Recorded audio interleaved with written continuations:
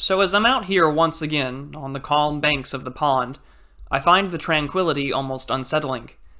Here I stand in this peaceful countryside, what feels like a geographic security blanket from the troubles that I see on my television or on the timeline of my phone. That despite what has happened in the last several months, let alone the last year and some change, I am cognizant of the irreparable damage that has been done to the last vestiges of our traditions, norms, and institutions. Yet each day I'm supposed to go business as usual. I go to work, I interact with my fellow coworkers, and yet I'm aware of the things aren't what they're supposed to be, or at the very least, nominally.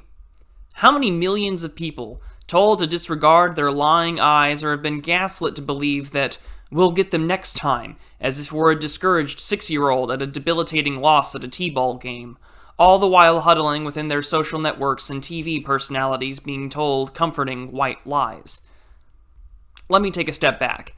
Regardless of the pandemic, do you think that the uptick in racial and political violence wouldn't have happened? Of course it would have. The animus for money laundering for political gain needed to take place.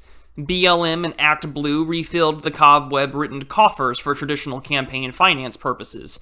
But of course, the pandemic did happen. The initial fear, which of course was not assisted by any way, shape, or form of allegedly leaked footage of Chinese citizens dropping dead and convulsing in the streets of Wuhan, had been used to justify the greatest transfer of wealth and power from the masses to the wealthiest in this nation and many other nations throughout the Western world.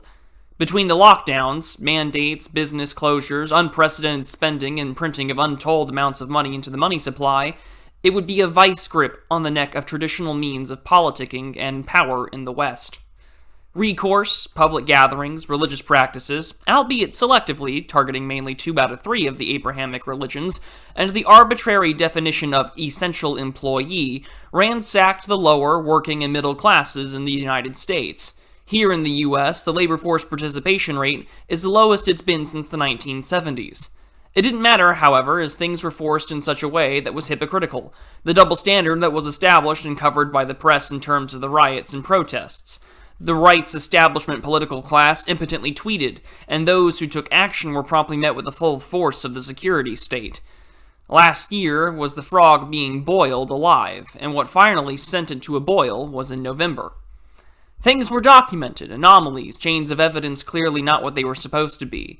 But the entire political establishment carried on, a la Lieutenant Frank Drebin from The Naked Gun. Nothing to see here. Please disperse.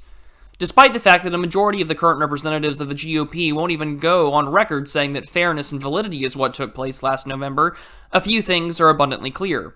Voting is a ritualistic and nearly religious effort and an act that some make it out to be in this nation's nominal democracy is indeed a low-energy effort for engagement in the system. It takes no actual cost, save for the opportunity cost of the time to go to one's polling station and cast a ballot. But what was made clear is that any attempt by the disaffected population to use any more energy than political rallies, tweets, and voting would be met with the full force of the domestic intelligence and law enforcement apparatus of this nation's federal government. Is it not the nature, though, of our modern political system? An electorate and a political class that ensures action based on high-time preferences? Seize power now. Be bankrupt and seize it through the formalistic means that we know how that exist currently. Congratulate yourself and your colleagues in the cartel when you succeed that you got your guy in. Flaunt it. Tell the people in the press that your guy will be installed. Call it defending democracy. Call it fortification. Brag about it in Time magazine. The population you've imported, socialized, and rallied to defend your oligarchy will carry your corporate banner in the name of the resistance. It doesn't matter what actually took place, because you've managed to convince a plurality, if not majority, although as questionable as that may be in the days of manufactured consent, that these people succeeded at the ballot box and the ballot box only in stopping the rise of the next mid-century German demagogue. But we are now at a point where nearly 50% of the population of the United States, and potentially similar numbers in the United Kingdom, know that they have little to no political agency within their own nation. That whatever grassroots political action has in its rhetoric and its mantras are co-opted by the establishment, or they are blatantly ignored. And when the desperation of the people gets to a point where radical action is deemed as the only viable option left, even though the thought of such action is met with a visit from the state and its own mechanism of defense. This means purges on ideological grounds, and a very clear definition of who the enemy is. And that enemy definition, as defined by the state, is now you and I. Which brings me to the issue of the title that I've written out for this talk, A Crisis of Legitimacy. Are we actually in one? All signs point to yes, but of course this is looking at it within the framework of a traditional democratic and liberal lens. The regime knows it can do what it wants, with the media and a sizable portion of the population that will believe every word of CNN and the Washington Post, despite the fact that these companies are owned by some of the wealthiest and most powerful organizations, and by extension, men in America. The other portion, well, they've largely become atomized, flabby, drug-addled, and dealing with a prominent suicidal ideation that gets talked about as a statistic but largely anything else. The Californication of the political process is the first step before a global South Africa. More plans for migration, race-based state benefits and welfare, changing the rules of what's left of state-by-state regulation of elections for the purposes of making their legally enshrined right of franchisement moot. Of course, with our nation's apathetic voter turnout historically, and of course the approval of our congressional representatives and leaders being in the single digits despite a 90% plus re-election rate, this is just scratching the surface of our problems, and this isn't even touching the iron law of oligarchy. So is there an actual crisis?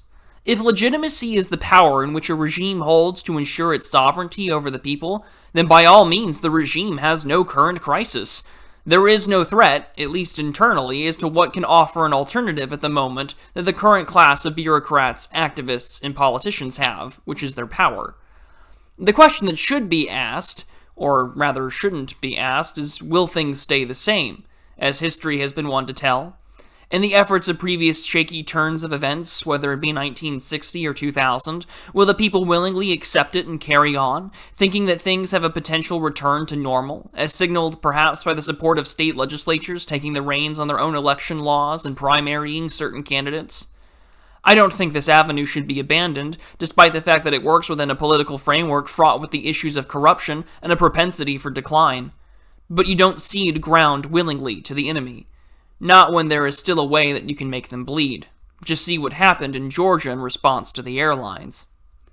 But the Schmittian realpolitik analysis in me says that it's not so much a crisis of legitimacy, because there's no direct challenger to the current regime or system. So our current problem, as it were, is an existential one. The declaration of vast swaths of the population has been given as the title enemy openly.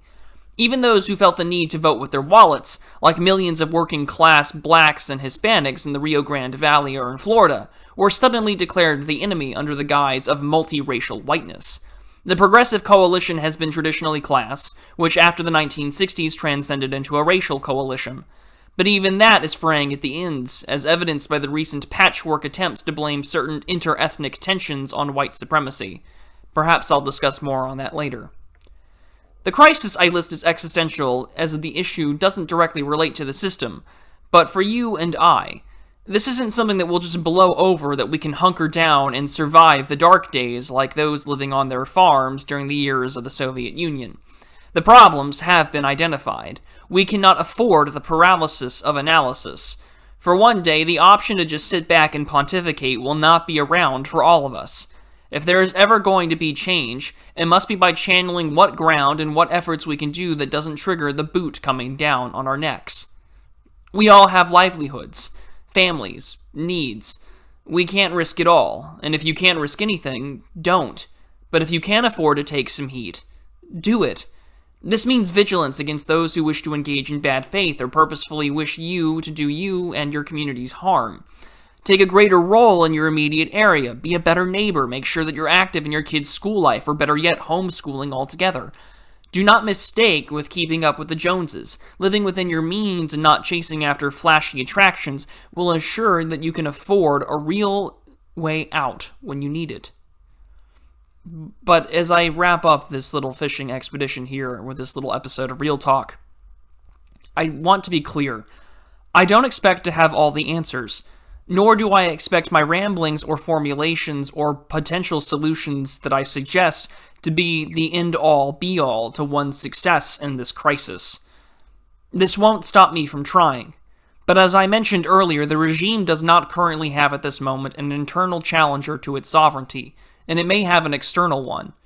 I have warned on the past, both in live stream as well as on Twitter, that we cannot look at potential foreign powers as liberators. They will not treat you as such. You will meet the same sort of fate as many Polish people did when the Soviet Union retook their lands from the Nazis in the Second World War. And as much as I hate to use a World War II reference, it's very telling, because even though they saw the Soviets as liberators, they too were similarly executed and lived under a life of authoritarianism and torture. We cannot be hoping for the same thing here on our soil. Until next time, everybody, be prudent.